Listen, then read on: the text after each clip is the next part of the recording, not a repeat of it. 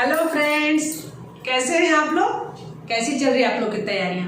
मुझे उम्मीद है फ्रेंड्स कि संधि में, स्वर संधि, व्यंजन संधि में अब आपको कोई भी परेशानी नहीं हो रही होगी। आज के इस वीडियो के बाद विसर्ग संधि में भी कोई परेशानी नहीं होगी, यह मेरा दावा है। तो फ्रेंड्स, आज हम लोग विसर्ग संधि के बारे में बातें करेंगे। सबसे पहले संधि क्या है?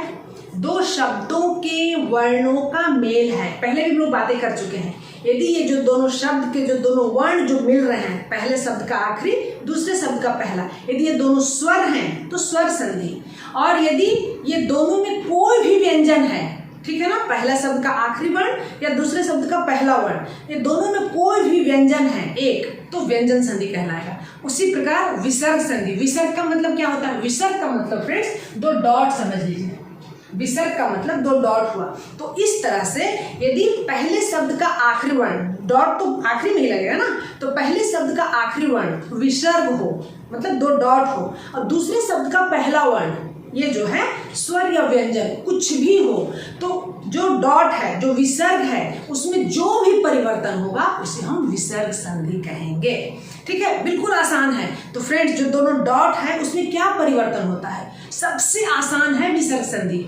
डॉट में परिवर्तन क्या होता है? या तो डॉट जो है ओ बन जाता है, या तो डॉट र बन जाता है, या फिर तालव्य सा बन जाता है, मूर्धन्य सा बन जाता है, या धंती सा बन जाता है। ठीक है, बस यही चेंजिंग होता है। तो आज इस वीडियो में फ्रेंड्स हम लोग देखेंगे कि विसर्ग संधि में किस तरह से बदलाव होता है, और देखते के साथ एक झलक में हम लोग पकड़ लेंगे कि वो कौन सी संधि है। ठीक है ना, एक शब्द मिलेगा और शब्द को देखते के साथ हम लोग बोल देंगे कि यहाँ पे विसर्ग संधि है, बिल्कुल आसानी के साथ। ठीक है ना, तो वीडियो को फ्रेंड्स बिल्कुल आखिर तक देखिए। आखिर में बिल्कुल है ना, हम लोग शब्द को पकड़ने सीखेंगे, किस तरह से जो है ना शब्द देखते के साथ हम लोग बता देंगे इसमें कौन सी संधि है। ठीक है, तो चलिए शुरू करते हैं। सबसे पहले फ्रेंड्स, विसर्ग मतलब ये दो डॉट के बाद स्वर व्यंजन आए और विसर्ग में परिवर्तन होता है, उसे ही विसर्ग संधि कहते हैं। तो हम जान गए, एक तरफ विसर्ग और दूसरी तरफ स्वर या व्यंजन कुछ भी आए, विसर्ग में जो परिवर्तन होगा उसे विसर्ग संधि कहेंगे। तो फ्रेंड्स, इसको जानने से पहले हमें थोड़ा सा जानना है अघोष और सघोष वर्ण क्या है।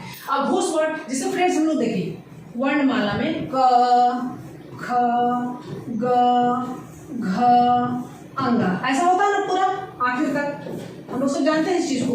तो पहला और दूसरा जो है, ये जो पहला और दूसरा जो है, इसे अघोष वर्ण कहते हैं। ठीक है ना, ये पहला और दूसरा जो है ये अघोष रहेगा। और सघोष जो रहता है तीसरा, चौथा, पांचवा, ये जो तीसरा, चौथा, पांचवा है ये सघोष रहता है। बस इसको ध्यान रखिए। और य, र, ल, व, ह ये सघोष के अंतर्गत आता है। ठीक है, इसके साथ ही य, र, ल, व, ह इतना सघोष के अंतर्गत आता है। इस चीज को थोड़ा ध्यान रखने से इजी हो जाएगा। यदि ध्यान नहीं भी रहता है तो छोड़िए, हटाइए। चलिए वैसे कुछ नियम देखते हैं ना, 4-5 नियम है। यदि इसको हम लोग जान गए तो बहुत आसानी से बना लेंगे। जैसे देखिए, विसर्ग का पहला नियम कहता है विसर्ग जो है ओ बन जाता है। ओ कब बनेगा? यदि विसर्ग से पहले आ हो और इधर भी आ हो तो ओ बन जाता है। मतलब जो विसर्ग है, ठीक है, जैसे देखिए पया धन द, पया धन द, यहाँ विसर्ग हो गया। अब इसके पहले भी या है, ये या प्लस आ है ना, तो आ इधर भी है और इधर भी आ है। ठीक है ना, इधर भी आ है और इधर भी आ है, तो क्या हो गया? पयोद। देखिए ये विसर्ग जो है ये ओ बन गया, पयोद। उसी प्रकार सरह धन ज, यहाँ भी र है ना, तो विसर्ग ओ बन गया, सरोज। मना धन हर, मना धन हर, देखिए इधर भी आ है इधर भी आ है, तो मनोहर, है ना आसान। देखिए यशा धन दा, तो यहाँ पर ए ओ बन गया, यशोदा। ओ की मात्रा ऐसे लगाते हैं ना, मालूम है ना, यशोदा। उसी प्रकार से तमा धन गुण, क्या हो गया? तमोगुण, है ना आसान, बिल्कुल। मना धन दय, मनोदय, ये देखिए मना धन नयन, मनोनयन, कितना आसान है। मना धन रथ, मनोरथ, देखिए मना धन योग, मनोयोग, बस विसर्ग ओ की मात्रा में परिवर्तित हो जाएगा। अधा धन गति, अधोगति। वया धन वृद्ध, वयोवृद्ध, है ना आसान। यदि विसर्ग के इधर भी आ इधर भी आ तो क्या हो जाएगा? ओ बन जाएगा। ठीक है, आइए दूसरा नियम देखते हैं। विसर्ग का तालव्य सा, षटकोण सा, दंती सा हो जाता है। तो फ्रेंड्स, अभी हम लोगों ने देखा कि जो विसर्ग है वो ओ में परिवर्तित हो हो जाता है। लेकिन यहाँ पे अब जो विसर्ग है वो स, श और स इसमें परिवर्तित हो जाएगा। ये कब परिवर्तित होगा? बिल्कुल थोड़ा आसान छोटा सा नियम है, उसको देख लेते हैं। सबसे पहले देखिए फ्रेंड्स, यदि विसर्ग के बाद दो लेटर, पहले वाला देखेंगे, ठीक है ना, जो हम लोग अभी अघोष और सघोष की जो बातें कर रहे थे, यहाँ अघोष, बस पहले दोनों की बातें करेंगे, ठीक है। तो यदि विसर्ग के बाद च छ, याद रखिए, या तो क ख, च छ, ट ठ, त थ, प फ, ये रहता है, ठीक है ना। यदि मान लीजिए च छ रहता है, च छ तो श में परिवर्तित हो जाएगा, और त थ तो स में परिवर्तित हो जाएगा, ठीक है।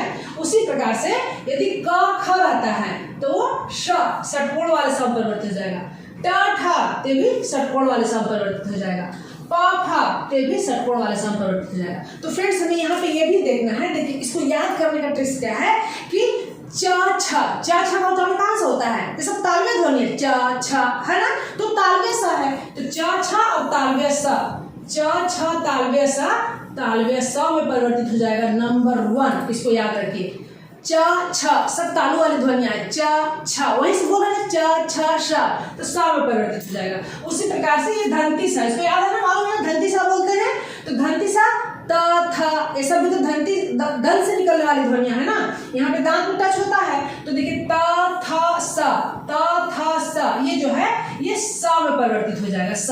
तो इसको दूसरे नंबर पर याद रख लीजिए, ठीक है। और बाकी जितने हैं ये षटकोण वाले स में परिवर्तित हो जाएंगे, ठीक है, षटकोण वाले स में परिवर्तित हो जाएंगे, क ख ट ठ प फ।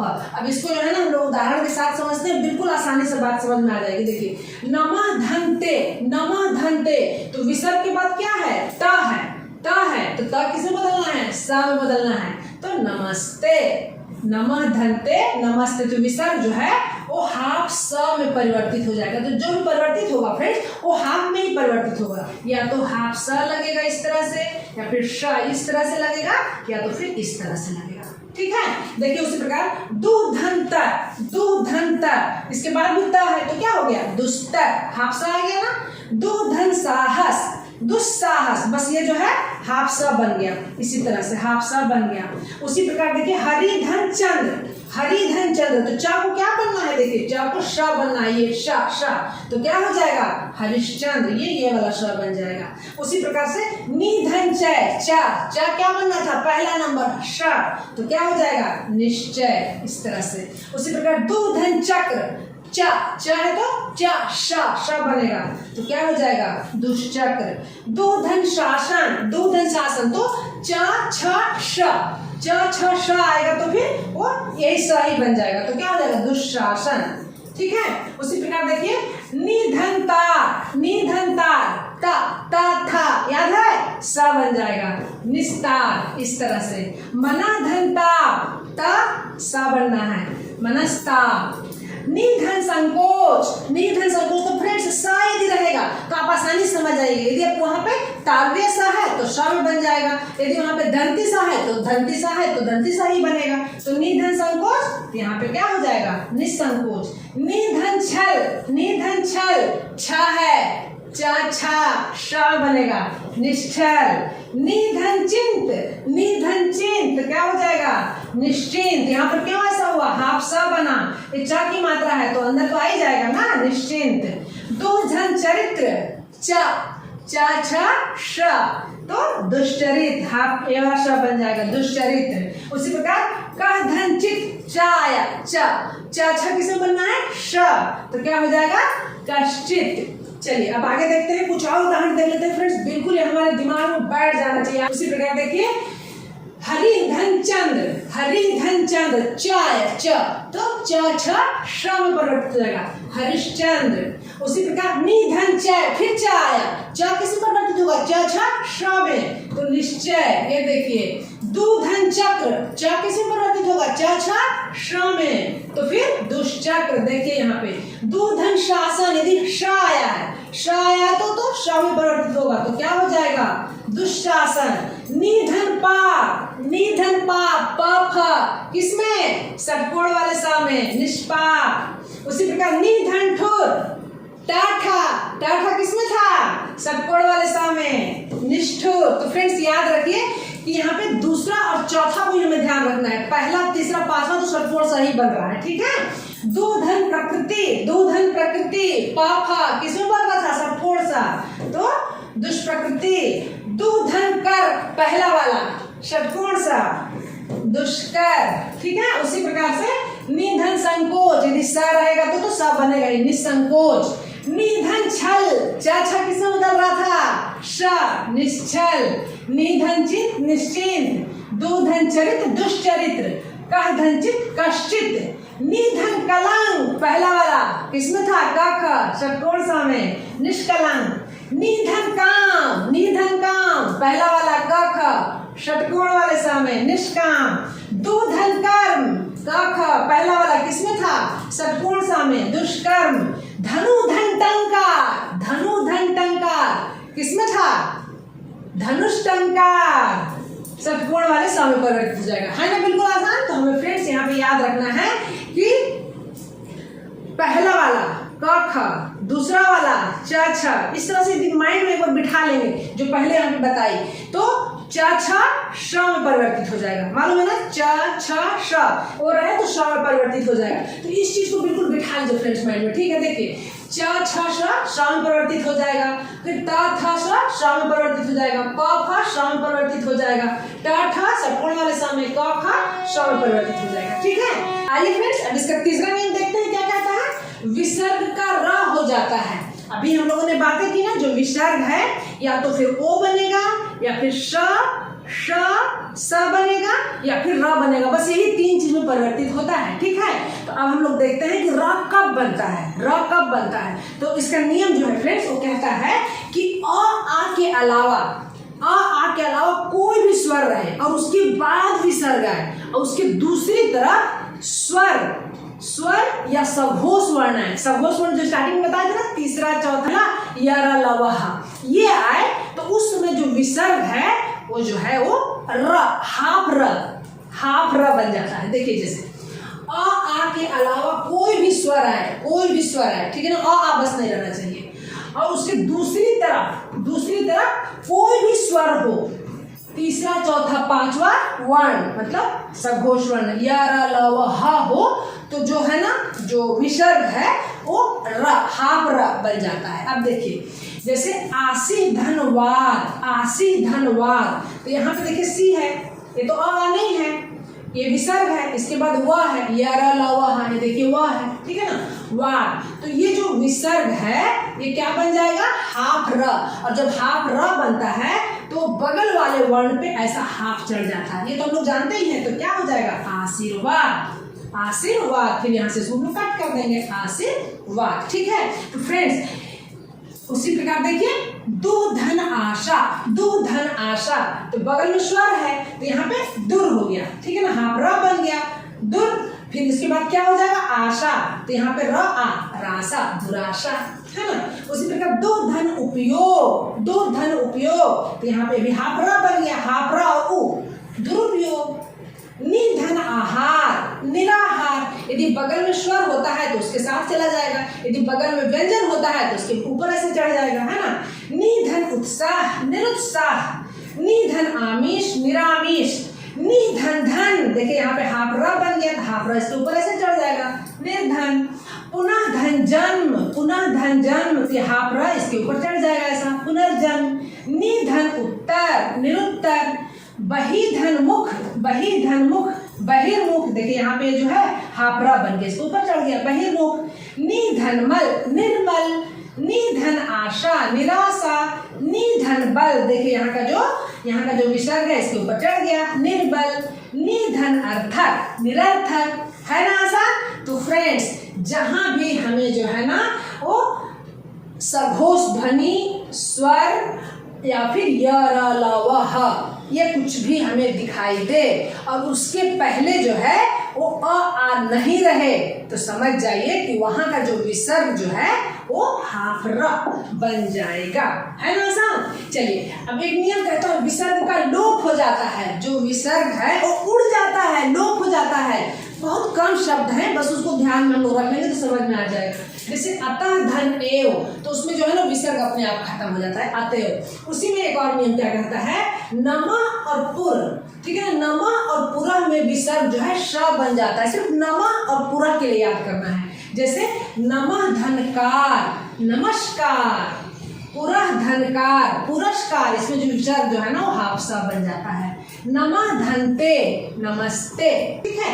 देखिए अब इसका छठवां नियम क्या कहता है कि विसर्ग के पहले हर्ष और बाद में र हो तो विसर्ग लुप्त और हर्ष दीर्घ बन जाता है। नियम कठिन लग रहा है लेकिन बहुत आसान है। देखिए जैसे विसर्ग से पहले छोटी ई की मात्रा या छोटा ऊ की मात्रा है, ठीक है, इसके बाद में यदि र है तो जो विसर्ग जो है ना, विसर्ग जो है वो क्या है ना ई की मात्रा में परिवर्तित हो जाता है। नी, बड़ी ई की मात्रा में, बड़ी ई की मात्रा में परिवर्तित हो जाता है, बड़ा ऊ की मात्रा में परिवर्तित हो जाता है, ठीक है। उस प्रकार जैसे देख लीजिए नी धन रज, नी धन रज, देखिए यहाँ विसर्ग है और इधर ई की मात्रा है तो ये जो है ना नीरज, विसर्ग जो है दीर्घ हो जाएगा, नीरज।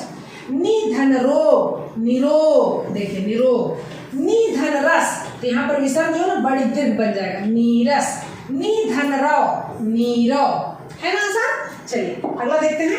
अब अगला नियम कहता है कि विसर्ग के पहले अ और बाद में क या प हो, ठीक है ना, विसर्ग के पहले अ व बाद में क प हो तो कोई परिवर्तन नहीं होगा, कोई भी जैसा विसर्ग है वैसा ही रहेगा। जैसे अंतःपुर, ठीक है ना, विसर्ग के पहले अ है, ठीक है ना, विसर्ग जो है इसके पहले अ है और बाद में सिर्फ क या प रहे, बस इस चीज को याद रखिए। विसर्ग के बाद में यदि क या प रहता है विसर्ग के बाद तो कोई परिवर्तन नहीं होगा। जैसे अंतःपुर, अंतःपुर ऐसे ही लिखेंगे। प्रातः काल, देखिए यहाँ पे क है तो प्रातः काल ऐसे लिखेंगे। पयःपान, पयःपान ऐसे ही लिखेंगे। अधःपतन, अधःपतन ऐसे लिखेंगे। अंतःधनकरण, अंतःकरण ऐसे लिखेंगे। फ्रेंड्स अब ट्रिक्स की बारी, ठीक है। अब देखिए हम लोग ट्रिक्स के साथ कैसे समझते हैं। अभी हम लोगों ने जितना भी बदलाव किया है, जितना भी बदलाव किया, या तो ओ बना या श बना, श बना, स बना, र बना, तो क्या हम लोग आसानी से नहीं पहचान सकते हैं क्या कि कोई भी शब्द है यदि उसके बीच में हमें ओ दिखे, श दिखे, र दिखे तो हम लोग नहीं पहचान पाएंगे क्या कि वो जो है विसर्ग संधि है। देखिए जैसे मान लीजिए मनोविज्ञान, मनोविज्ञान, तो हमें मालूम है ओ है तो यहाँ पे ओ है तो ओ को हटा करके जो विसर्ग है वो ओ बन गया, तो हम ओ को हटा के जो विसर्ग कर देंगे तो नहीं हो जाएगा क्या। देखिए जैसे मना धन विज्ञान, मना धन विज्ञान हुआ कि नहीं हुआ।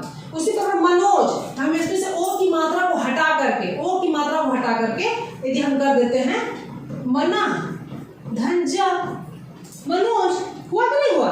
रजोगुण, देखिए ओ की मात्रा, हम लोग ओ की मात्रा बस विसर्ग ओ बन गया है तो यदि मान लीजिए हम इसको ऐसे कर देते हैं रजह धन गुण, हुआ कि नहीं हुआ। देखिए यशोधरा, देखिए यशोधरा, यहाँ से ओ की मात्रा को हटा दिए, यशा कर दिए, यशा धनधरा, तो बहुत आसान है फ्रेंड्स। देखिए इधर भी आपकी मात्रा, इधर भी आपकी मात्रा, जब दोनों तरफ आ की मात्रा होती है तो विसर्ग ओ बन जाता है। तो विसर्ग के बाद यदि देख लीजिए विसर्ग के बाद जो है बिल्कुल अकेला शब्द पड़ा हुआ है, अ वाली शब्द पड़ा हुआ है, तो वहां पे हम कर सकते हैं तपोबल। यहाँ पर देखिए ओ की मात्रा हटा देते हैं तो फिर तपा धन बल हो सकता है ना, तपा धन बल, ठीक है। उसी प्रकार सरोवर, सरोवर, यहाँ से ओ की मात्रा को हटा देते हैं तो क्या हो जाएगा। देखिए सरल धनवर, सरोवर, हुआ कि नहीं हुआ। तो फ्रेंड्स अब हम लोग को ये लग रहा होगा कि मैडम जब हम लोग स्वर संधि पढ़ रहे थे तो वहां भी तुम लोग गुण संधि में बताई थी आप कि जहां ओ दिखे तो आप आसानी से बता दो कि ये गुण स्वर संधि है ना। तो अब उसका भी ट्रिक्स है फ्रेंड्स। देखिए यदि मान लीजिए यदि एक शब्द है परोपकार, ठीक है, परोपकार, तो फ्रेंड्स यहाँ पे परोपकार को यदि आप ऐसे करके देखते हैं, ठीक है, देखिए परोपकार, ठीक है, परोपकार, यहाँ से हम ओ को हटा करके यहाँ हम विसर्ग लगा देते हैं, ठीक है। देख लीजिए पहले आप खुद बताइएगा। परधन, परधन पकार, परधन पकार, पकार का मतलब क्या होता है हम लोग सबसे पहले ही क्लास में जाने हैं कि यदि दो सार्थक शब्द मिलेंगे और विकार उत्पन्न होगा उसे ही संधि कहेंगे। तो पकार का मतलब क्या होता है, पकार का मतलब कुछ नहीं होता है। तो निश्चित रूप से जान जाएंगे कि जब हम उसका विच्छेद कर रहे हैं और उसका कोई मतलब नहीं निकल रहा है, मतलब वहां संधि नहीं है, वो संधि नहीं है। तो यहाँ पर फिर कौन सी संधि होगी, सोचिए। फिर आकाश करिएगा, देखिए जैसे पर प्लस उपकार, मतलब ये चीज देख लीजिएगा कि हाँ विसर्ग संधि में क्या था, ध्यान तो आ ही जाएगा कि विसर्ग संधि में डॉट लगता है, लेकिन यहाँ डॉट लगने से काम नहीं बना, मतलब ये नहीं है, समझ जाएंगे ये नहीं है। फिर इसके बाद कैसे करेंगे, अच्छा ओ जो था ऊ से ओ बना था, ऊ से ओ बना था, इतना ध्यान है ना, ऊ से ओ बना था। तो फिर क्या हम लोग करेंगे, पर ऊ को हटा दिए प्लस उपकार, ऊ से ओ बना था ना, मालूम है ना, ऊ से ओ बना था तो ऊ कर दिए। तो पर का भी मतलब होता है और उपकार का भी मतलब होता है। देखिए आ एक तरफ आ रहे और दूसरी तरफ ऊ रहे तो ओ बन जाता है, ये गुण संधि का नियम है, गुण संधि का नियम है। तो परोपकार में जाकर के प्रॉफिट बैठता है, पकार होता नहीं है, उपकार होता है। पकार का कोई मतलब नहीं होता, लेकिन उपकार का मतलब तो होता है।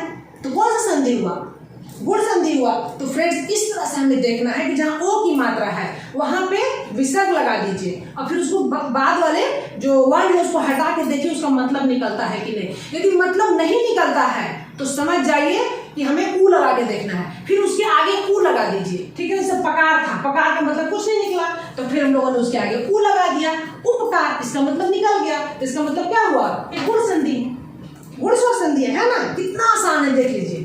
फिर देखिए उसी प्रकार से निर्गुण, मान लीजिए निर्गुण, तो हम लोगों ने देखा है कि जो हाफ र बन जाता है, ठीक है ना। यहाँ पर क्या बन रहा है, या तो ओ बन रहा है, श बन रहा है, स बन रहा है, श बन रहा है या र बन रहा है, बस इतना ही बन रहा है ना।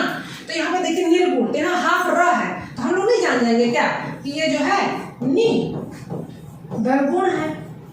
पुष्कर, यहाँ देखिए हाफ स बन गया है, तो हम लोग नहीं जान पा रहे हैं क्या, वो धनकर है, पुष्कर र वाला नियम में था, है ना। उसी प्रकार हरिश्चंद्र, यहाँ देखिए श है, तो हम लोग नहीं जानेंगे क्या इसको। देखिए यहाँ पे हरि धनचंद्र, हरिश्चंद्र, दूसरा नियम में जो बताया था ना कि च रहेगा, च छ श में परिवर्तित हो जाएगा। निशब्द, यहाँ पे देखिए हाफ श है, तो उसी प्रकार से निधन शब्द हो गया, निधन शब्द, निशब्द, निश्चल, निधन छल हो गया। उसी प्रकार से देखिए निःशुल्क, निधन शुल्क हो गया। दुष्चरित्र, दो धन चरित्र हो गया। निर्दोष, निर्दोष हो गया, तो यहाँ पे देखिए हाफ र बन गया है ये निर्दोष, तो निर्दोष में हाफ र। तो फिर नमस्ते, नमा धनते, ठीक है, नमा धनते, यहाँ पे देखिए हाफ स बन गया।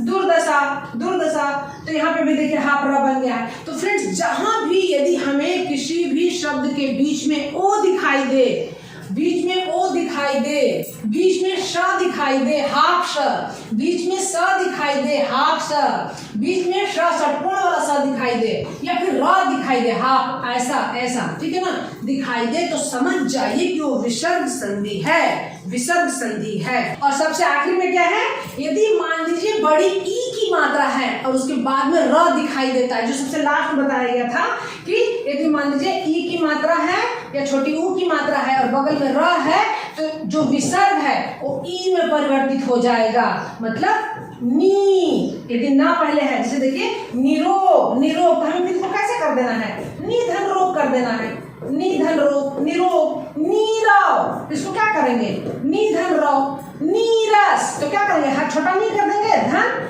रस कर देंगे, नीरस, तो इसको क्या करेंगे, पहले छोटा नी कर देंगे, यहाँ विसर्ग कर देंगे और फिर यहाँ पे रस कर देंगे, है ना आसान। तो फ्रेंड्स मुझे उम्मीद है कि आज के बाद विसर्ग संधि आपको सबसे अधिक आसान लग रहा होगा।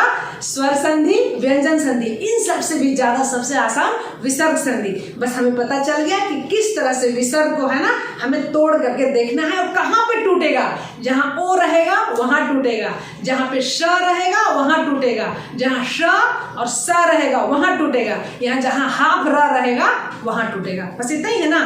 तो फ्रेंड्स कैसी लग रही है वीडियो। तो फ्रेंड्स यदि आपको वीडियो अच्छी लगती है तो अपने और भी दोस्तों को जो कि किसी परीक्षा को ध्येय करके तैयारी कर रहे हैं या फिर अपनी हिंदी को और अधिक मजबूत कर रहे हैं उन्हें भी जरूर शेयर करिए फ्रेंड्स, क्योंकि ज्ञान तो ऐसी चीज़ है कि जितना ज़्यादा हम बांटेंगे हमारा उतना ही बढ़ता चला जाता है। तो फ्रेंड्स मुझे उम्मीद है कि वीडियो आपको अच्छी लग रही होगी। वीडियो अच्छी लग रही है फ्रेंड्स और अब तक आपने चैनल को सब्सक्राइब नहीं किया है तो फ्रेंड्स चैनल को सब्सक्राइब भी कर लीजिए, क्योंकि इसमें परीक्षा उपयोगी ही वीडियो इसमें डाला जाएगा ताकि आप एक भी वीडियो मिस ना करें। ठीक है फ्रेंड्स, अगले वीडियो में फिर किसी परीक्षा उपयोगी टॉपिक के साथ मिलती हूँ, तब तक के लिए बाय बाय।